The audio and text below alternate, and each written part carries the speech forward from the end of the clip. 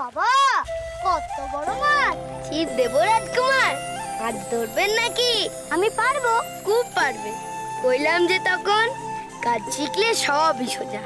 না হয় আর শেখাই হোক, একদিন না একদিন ঠিক পারবে। তাছাড়া আর এমন কি হাতি ঘোড়া, আমরা এদিকে জাল ছড়বো আর তুমি এদিকে ফেলবে ছিপ। দেখো না কত মজা হয়, কত মাছ ওঠে।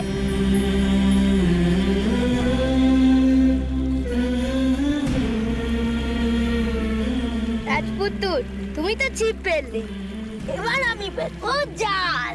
এই তোরা চুপ কর, চুপ কর, চুপ কর তো। কান ঝালাপালা করিস নে। আমি জমিদার, আমি জাল ফেলবো। দে দেখি জাল, দে দে।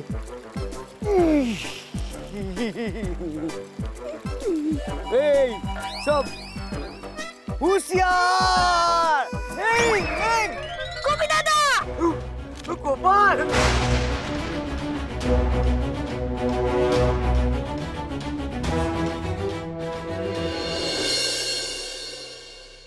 আমি আর পাচ্ছি না, যতবারই জ্বালতে যাই ততবারই নিভে যায়। এই নিভে যাওয়া আগুন কিভাবে জ্বালতে হয় জানেন?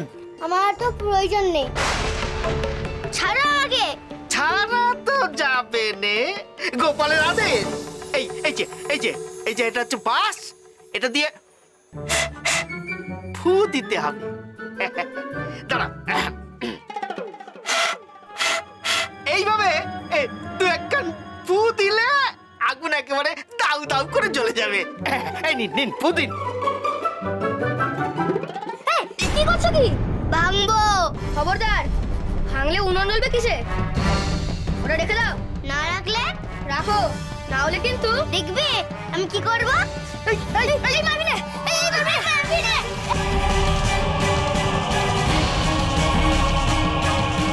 তবে রে বাস পেটা করা হচ্ছে, দাঁড়া দেখাচ্ছি মজা।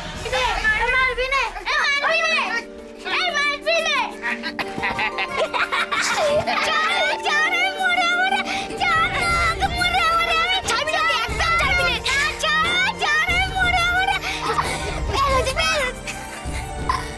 হয় উনুন ধরাবে, নাহলে সবাই আবার কেতুকুতু দেবে। হ্যাঁ ধরাবো ধরাবো, উনুন ধরাবো, কেতুকুতু দিও না।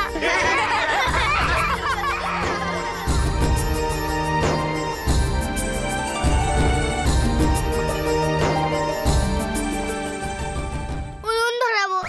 এই ডুবে গেল, আমাদের বলদ কবি দাদা ডুবে গেল। আরে ও কবি দাদা! বাঁচা গোপাল! কিভাবে করলো? জাল ছুটতে গিয়ে। কি করি এখন? গোপাল, আমার জমিদার নিনি, আমায় বাঁচা গোপাল! তোর আমার বুদ্ধি, একে জমিদার করেছি, তাতে ভুলটা কি করেছি? আবার জানতে চাইছিস কি ভুল করেছি? কেমন জাল ফেলে রাখি কইলো আমি জমিদার, আমি জাল ফেলবো বলে নিজেই জলে ডিপ করে পড়ে গেল। বাঁচা বাঁচা বাঁচা বাঁচা বাঁচা!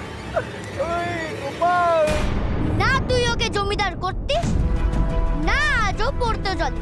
এখন তুমি চুপ করো, কি করে তুলবো সেটাই বুঝে পাচ্ছি না। গোপাল, আমায় বাঁচা, বাঁচা গোপাল! আমি কইবো কি? তুই সর, আমি তুলছি। কি করে তুলবি? এই তো ছিপ ফেলবো আর তুলবো। এটা রুই কাতলা মাছের ছিপ, তিমি মাছের নয়। চলে তুমি মুততে চাস? তাহলে জাল ফেলার বদলে নদীতে নিজেকে ফেললে কেন? ওকে বাঁচা, বাঁচা!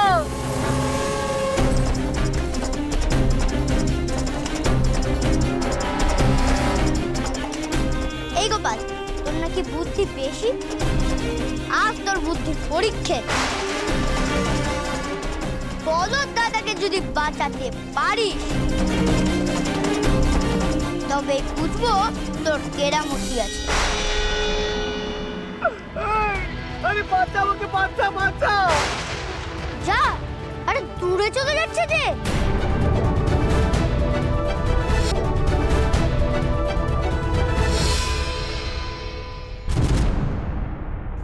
রাজকুমার আমায় দিন, আপনি আমার ধুতিটা কুচিয়ে টেনে রাখুন, যাতে থেকে আমি না পড়ে যাই।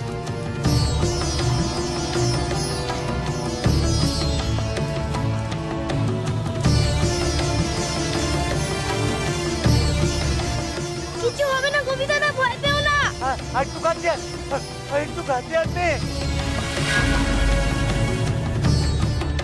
আরে রাজপুত্র, বললাম না ধুতিটা টেনে ধরতে। আমি রাজপুত্র, তুই বললেই আমি ধুতি টানবো? আমার ওপর কারোর হুকুম খাটে নে। একজন মানুষকে বিপদ থেকে বাঁচাও রাজপুত্র। দেখো তাতে কত আনন্দ। ওই অতগুলো মাছ দেখে যে আনন্দ পেয়েছিলেন না, তার থেকেও বেশি। তাই আনন্দ পাবো। পাবে তো। তুতিখান ধরো। কপি দাদা বেবনে, আমি আছি, তোমার ঠিক বাঁচাবো। দেখো কপি দাদা, দেখো রাজপুত্র আমার সঙ্গে হাত লাগাচ্ছে। তোমার ঠিক বাঁচিয়ে নেবো আমরা।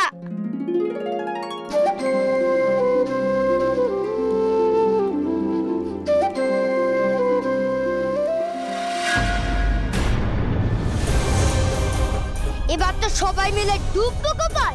বুদ্ধি কাটাও রাজপুত্র। আমার মাথায় বুদ্ধি আসছে না গোপাল। আরে একটু ডেচকি রাখো আর জল ভরো।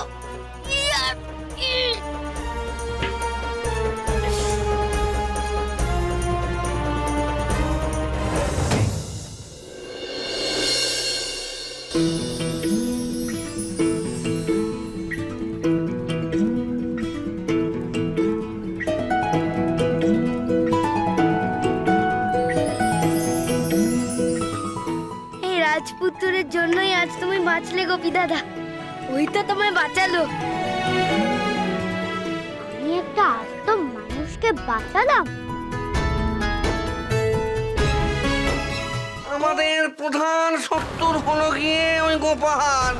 তবে গোপালকে অদৃশ্য করলে চলবে না, অদৃশ্য করতে হবে রাজার পুত্রদেরকে, তবেই গোপাল জব্দ হবে। কেন? আমি বুঝে একটু বলছি।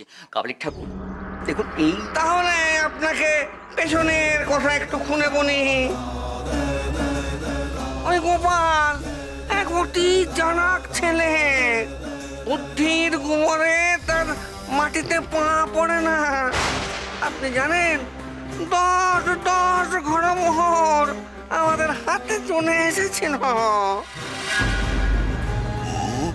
কিন্তু ওই গোপাল বুদ্ধি করে এমন ঝামেলায় আমাদের ফেলে দিল যে 10 ঘোড়া মোহর তো দূরস্থ, খানি ঘোড়াও আমাদের হাতে জুটলো না। এমন প্যাঁচে ফেললো সে আমাদের। 10 ঘোড়া মোহর হাতছাড়া হয়ে গেল ওই এক রাত্রি গোপালের জন্য।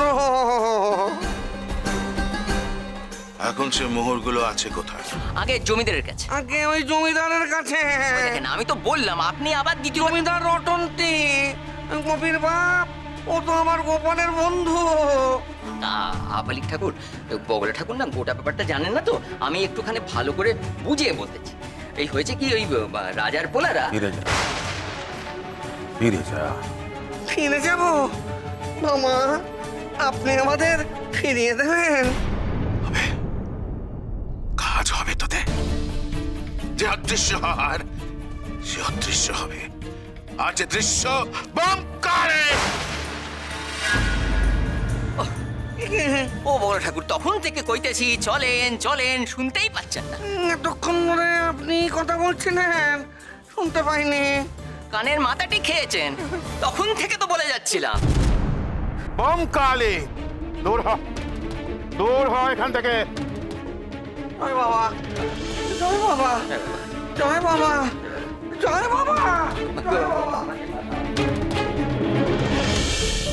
10 ঘোড়া মোহর, তার জন্য শুধু গোপাল কেন, আমি